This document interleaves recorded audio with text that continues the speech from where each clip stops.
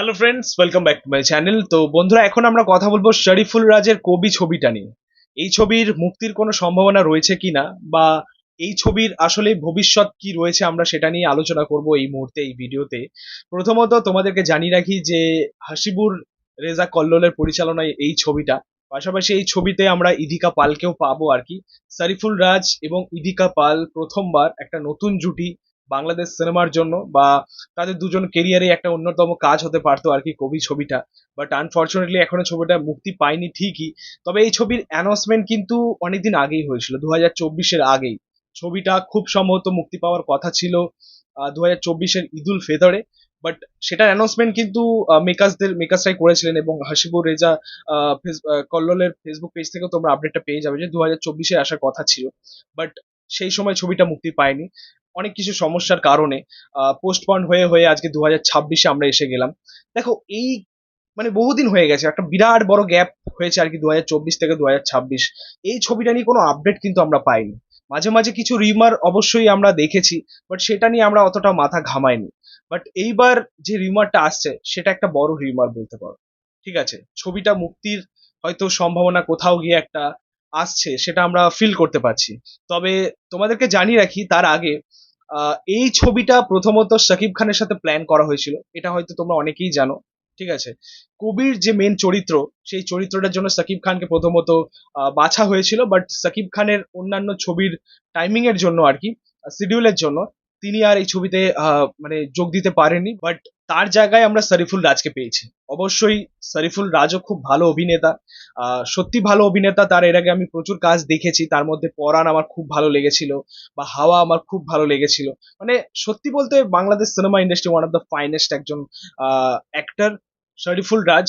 তো তার রিসেন্টলি আমরা বনলতা এক্সপ্রেস পেয়েছি, সেই ছবিটাও বক্স অফিসে দারুণ সফলতা অর্জন করেছে, তোমরা হয়তো জানো। হিস্টোরিক এই মুহূর্তে দাঁড়িয়ে এইবারের মানে বড় বড় ছবিগুলোকে একদম পেছনে ফেলে দিয়ে বনলতা এক্সপ্রেস এখন আগে এগিয়ে যাচ্ছে, অনেকটা এগিয়ে গেছে আর কি। অবশ্যই ছবিটা মাল্টি স্টারকাস্ট নিয়ে আর কি, তবুও আহ, আমাদের শরীফুল রাজের একটা ক্রেজ তো অবশ্যই রয়েছে বাংলাদেশ সিনেমা ইন্ডাস্ট্রির মধ্যে। সাকিব খানের পরিবর্তে আমরা শরীফুল রাজকে এই ছবির মধ্যে পাচ্ছি, মানে কবির চরিত্রে পাচ্ছি। বাট সিরিয়াসলি বলছি, এই ছবির যে পোস্টারটা আমার কিন্তু দারুণ লেগেছে। মানে একটা অন্যরকম ভাইব ছিল আর কি পোস্টারটার মধ্যে। ঠিক আছে, সো ছবিটা নিয়ে অবশ্যই খুবই এক্সাইটেড ছিলাম। বাট যাই হোক, ছবির কিছু সমস্যার কারণে, বাজেটগত কিছু কারণের জন্য, সমস্যার জন্য এই ছবিটা স্থগিত ছিল। মানে আমার মনে হয় অধিকাংশ শুটিং হয়ে গেছে, বাট দুঃখের বিষয় ছবিটা এখনো আমরা পাইনি, বা ছবিটা এখনো পর্যন্ত রিলিজের মুখ দেখলো না। ছবিটা নিয়ে শোনা যাচ্ছে যে অনেক কিছু সমস্যা ছিল আর কি মেকার্সদের মধ্যে। তার মধ্যে বাজেট একটা অন্যতম প্রধান সমস্যা ছিল আর কি। বাজেটগত কারণের জন্য ছবিটা পিছিয়েছে মেনলি।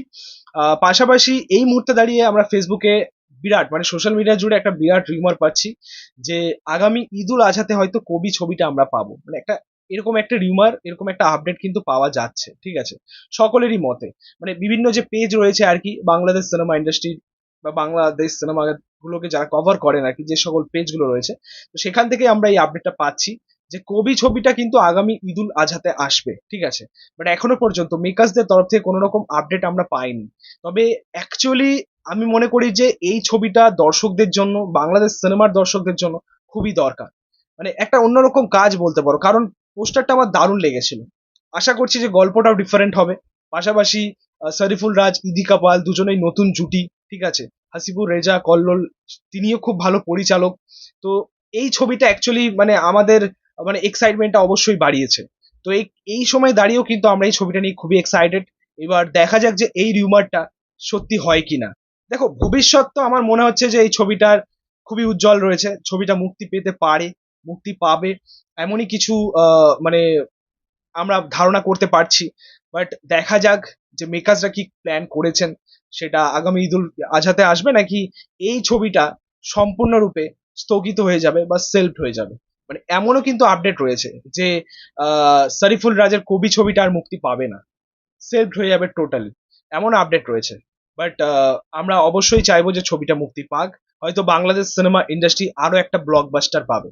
তবে একটা কথা অবশ্যই ঠিক যে শরীফুল রাজ যে মানের অভিনেতা, যে মানের অ্যাক্টর তিনি, তাকে নিয়ে কিন্তু সেরকম চর্চা বাংলাদেশ সিনেমা ইন্ডাস্ট্রিতে হয় না, খুব কম হয়। যেরকম আফরান নিশোকে নিয়ে হয়, যেরকম সাকিব খানকে নিয়ে হয়, মানে সেও তো সেই মানের অ্যাক্টর, সেরকমই ভালো অ্যাক্টর। তাকে নিয়ে কিন্তু কম কথাবার্তা হয়। তবে আশা করছি যে শরীফুল রাজ, তার প্রভাব, তার দাপট অবশ্যই বাড়বে। আর কবি ছবিটার জন্য আমরা প্রত্যেকেই মুখিয়ে রয়েছি। হোক, এই ছিল বলার। তোমরা অবশ্যই ভিডিওটা ভালো লাগলে লাইক, কমেন্ট এবং অবশ্যই শেয়ার করে দিও ভিডিওটা, ঠিক আছে? যাতে সেই মেকার্সদের কাছে গিয়ে পৌঁছাতে পারে, যাতে আমরা ছবিটা খুব শীঘ্রই পাই।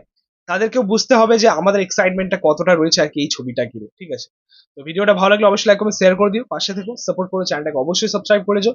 পাশে থাকা বেল আইকন প্রেস করে দিও পরবর্তী ভিডিওগুলো। Thank you.